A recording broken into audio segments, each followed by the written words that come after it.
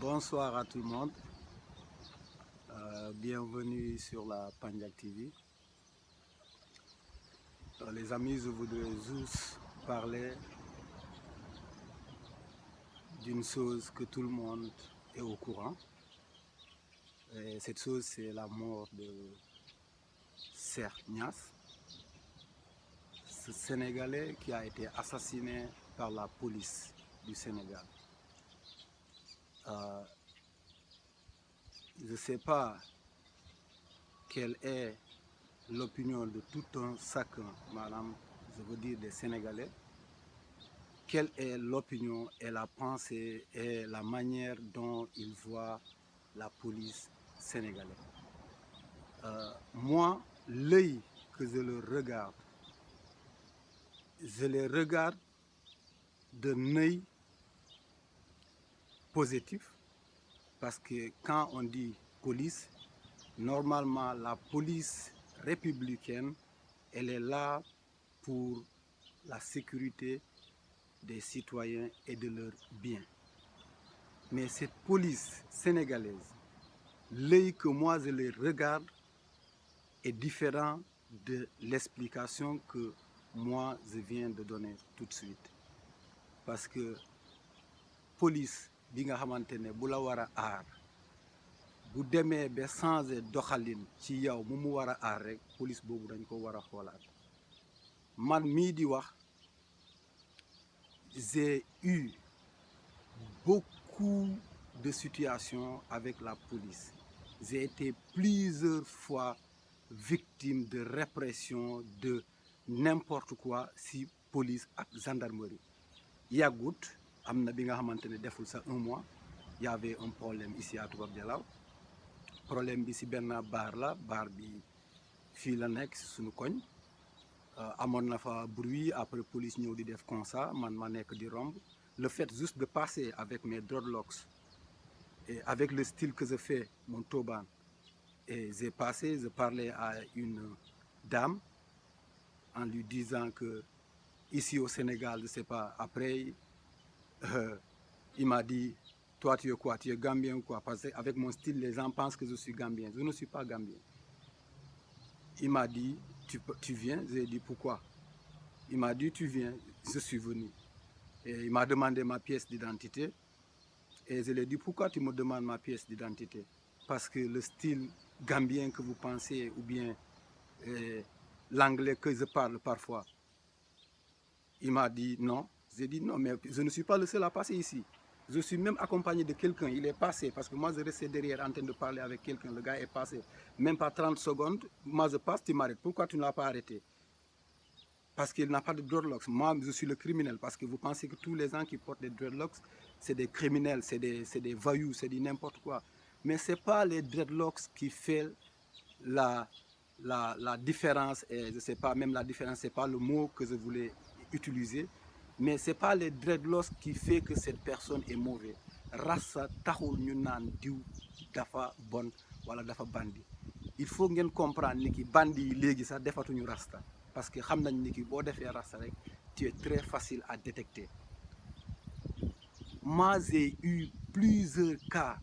Bii moo gën a ndaw jox ko carte d'identité, je lui ai donné la pièce, il a regardé et puis finalement il a voulu créer une discussion. Quand il a vu que je suis de Mampalago, il m'a dit je connais le village et Bignona, parce que dans ma pièce d'identité j'étais à Bignona et tout ça. Bassen. Il me dit, oui, mais Bassen, j'ai des amis là-bas, j'ai un ami qui s'appelle Issaga, je lui ai dit, oui, c'est un promotionnaire à moi. Et puis, je ne voulais même pas continuer la discussion parce que je me sentais tellement mal, parce que le fait que j'ai subi une discrimination de la police, parce que tout simplement je porte des dreadlocks, ça me fait très mal. Et puis, je vois que c'est des complexés, c'est des gens complexés. Mais oui, il y avait une autre histoire, moi, avec la police. J'étais accompagné d'une fille américaine. La fille, on est sorti de Toubab Dialaw et puis la police nous a arrêtés. C'était contrôle de pièces et ils nous ont pris et puis elle a demandé la dame n'avait pas ses pièces d'identité. Et moi, je sais que si moi, je n'avais pas de pièces d'identité ce jour, devait être amené. Mais la dame, elle est américaine, elle n'avait même pas son passeport, elle n'avait même pas sa pièce d'identité. Mais quand la dame a commencé à expliquer, c'est moi qui étais là pour traduire. La police, elle savait que la dame est américaine et le policier a été peur d'appliquer son rôle. Parce que son rôle, c'était de m'arrêter s'ils n'avaient pas la pièce. Mais pourquoi il n'a pas arrêté la fille américaine? C'est parce qu'il s'est senti inférieur. Donc, eux, ils veulent être toujours supérieurs. Si tu leur montres qu'ils ne sont pas supérieurs à toi, ils sont que des gardiens pour toi parce qu'ils sont censés à te sécuriser. Quelqu'un qui est censé à te sécuriser, c'est ton gardien. Et la police, vous devez être nos gardiens. Yéen ay sunu garde-corps. Léegi yéen boo leen jëlee seen fetal yi pour mettital ñu parce que da ngeen di yor fetal yor encore gourdin yor en tout cas police bi moom man je le vois comme gang. C'est une gang armée du gouvernement mun naa ko waxee noonu. Parce que mun naa ko wax parce que président de la république sax yéen am na li nga xamante ne loolu la ñu war a xeex pour mu deñ fi mooy li may ñëw di wax mooy accord bu président signé ak le corps de la police nekkal leen ma si naaj bi ma nekkal leen ci kër gi. Tuez les citoyens et vos dossiers seront toujours classés kenn du fi nekk pour indi ko pour ñu jéem leen juger pour ñu jéem leen condamner pour ñu jéem leen tëj leen loolu di fu mus a am tant que loolu génnul. Pour prouver loolu ñaata nit la ñu rey Cheikh c'est le 28e et puis ça va pas arrêter tout simplement si Cheikh tant que loolu noonu deñul lu président noonu signé ak police bi nekkal leen ma si naaj ma nekkal leen ci kër gi loolu bu fi deñul nous serons tous des victimes. Parce que moi c'est pas la première fois xëy na yàlla mu ngi may aar saa su ne ba may am ak ñoom problème dama ciy génn mais keneen mënu ci génn Cheikh génnu ci. Certes, je sais peut-être sa première fois d'avoir des problèmes avec la police ici au Sénégal te moom génn ci man j'ai eu plusieurs maa ngi ciy génn sant yàlla keneen mun na koo am du ci génn. Donc li ñu war a def mooy lan la population doit se soulever dañu war a jóg ñu xeex pour justice mun a am. Because if we don't have justice we will never have peace. So we need peace. What we have to do, so we have to fight for justice. dañoo war a xeex pour justice taxaw fi tant que justice bi taxawul fii billahi kenn ku ne kuy génn na xam ni ki bakkenam mu ngi ci xottu gerte. Parce que boo amee problème ak ñoom boo moytu dinañ la tëj tuumal la tëj la wala tuumal la rey la tout est possible. Man de yaakaaruma ñoom seen rôle mooy aar ñu yaakaaruma ko man je préfère rebelle sa arme que policier. Parce que rebelle ñëpp xam nañ ni ki rebelle la moom raquette la xam police da koy def moom violence la xam police da koy def kon lan moo leen wutale lan moo leen wutale lu leen wutale mooy ñii ay rebelle la ñu ils sont dangereux mais ñii ils sont policiers ils sont censés à nous sécuriser ba pare ñoom ñoo gën a dangereux rebelle yi kon man bu tànn war a amee rek man damay tànn rebelle sax mu sécuriser ma que yow policier bi nga jox ma suma sécurité. Parce que yow boo solee yére bi rek li ngay am sa xel mooy tiital citoyen bi devant le citoyen yow buggoo citoyen bi sax wax parce que qu'est-ce qu'il y a tenue boo ko solee da nga war a respecter citoyen bi. Citoyen bi da nga ko war a may le droit à l'écoute le droit à la parole déglu ko. Mais démocratie yi ngeen di imiter noonu yu Europe boo demee même si tu as tué une personne tu es dans ton droit de ne pas être violenté. mun nañ la tëj jàpp la monote la mais duñ la dóor ku lay dóor mooy yoon moo lay daan tëj la selon li nga def. Mais yéen fii vous êtes à la place même de la loi vous êtes au-dessus de la loi. Vous abusez de vos pouvoirs un abus de pouvoir extrême. Rebelle sax du def noonu rebelle li ngeen di def man je suis de la Casamance on a été victime de tout ça victime de la répression bu rebelle parce que je suis de Mampalago ñëpp xam nañ Mampalago y avait des temps yi nga xamante ne mun nañu ñu xam histoire bi je suis de là-bas je suis né là-bas grandi là-bas. Rebelle yi dañ ñu doon oppressé militaires yi dañ ñu doon oppressé ñu ñëwaat encore man ma ñëwaat fii police di ma oppressé gendarmerie di ma oppressé donc man si ban dëkk laa nekk dans mon propre pays si je dois subir tout ça dans mon propre pays man ñu génn Sénégal sax mu gën te ñun du ñu génn man du ma génn Sénégal man Sénégal moo ma gënal fépp fi nga xamante ne fu nekk si àdduna muy États-Unis Sénégal moo ma gënal États-Unis muy France Sénégal moo ma gënal France muy Allemagne Sénégal moo ma gënal France dëkk boo munti lim tey Sénégal moo ma ko gënal mais Sénégal métti na métti bi nga xamante tey des fois je me demande est-ce que jar na ma nekk Sénégal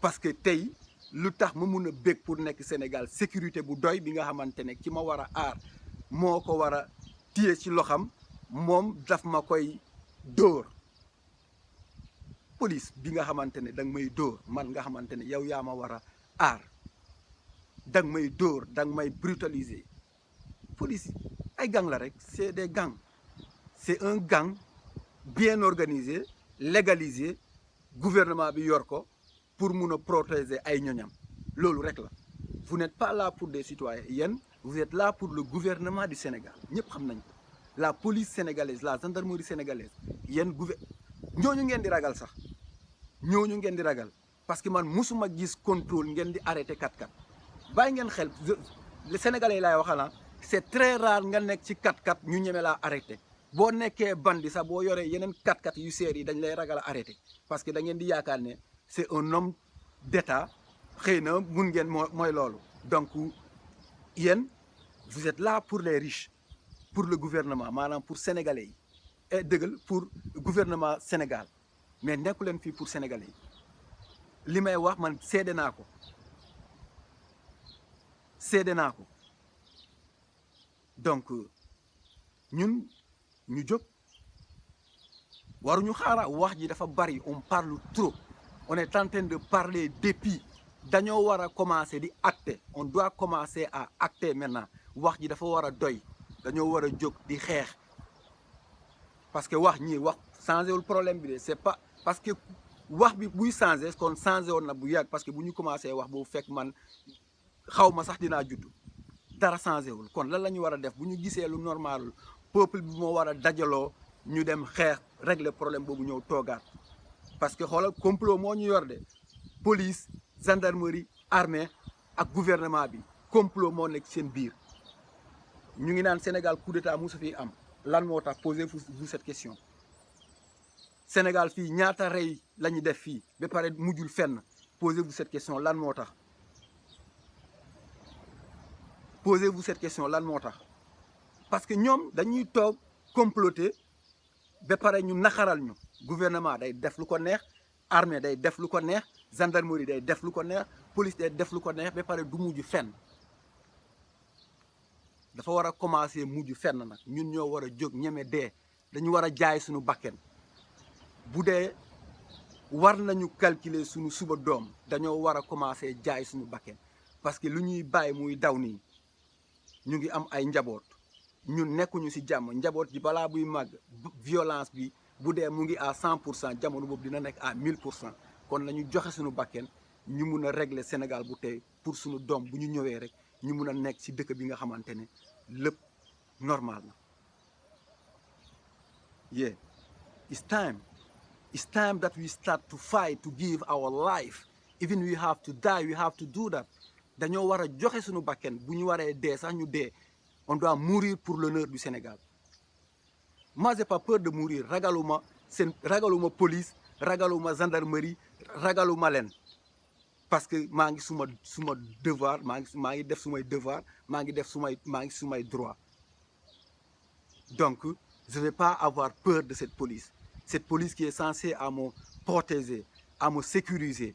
J'ai pas peur de cette gendarmerie qui est censée à me sécuriser qui est censée mu nekkal ma si naaj bi man nga war a nekkal si naaj bi du président de la République man citoyen sénégalais bi parce que man maa tax ñu lay fay kon yow boo ma waree rey yow war nañ laa xoolaat yow mi di rey parce que yow doo rebelle yow policier nga boo jëlee ba jël place rebelle rek yow dañ laa war a simmi c'est sérieux il faut qu'il y ait une réforme de la police la gendarmerie réforme dafa war a am seen accord yooyu ngeen signé yéen ak